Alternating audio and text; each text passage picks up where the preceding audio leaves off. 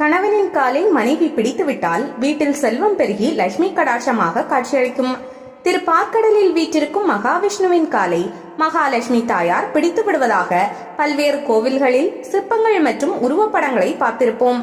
மகாவிஷ்ணுவும் லட்சுமி தேவியும் தம்பதி சமேதரராக இருப்பதால் இதை நாம் பெரிதாக யாரும் எடுத்துக்கொள்வதில்லை. ஆனால் இதில் மாபெரும் ஒரு உண்மையை நமது முன்னோர்கள் மறைத்து வைத்திருக்கிறார்கள்.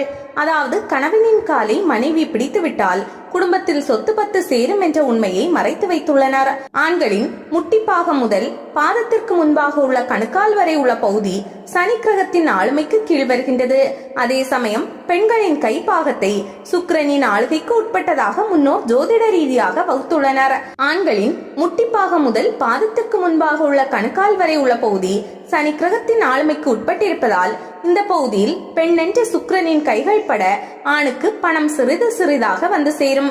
எனவேதான் செல்வத்துக்கு அதிபதிகளான லட்சுமி தேவி மகாவிஷ்ணுவின் கால்களை பிடித்து விடுவதாக சிற்பங்கள் ஓவியங்கள் வரைந்து வைத்துள்ளனர் நமது முன்னோர்கள்.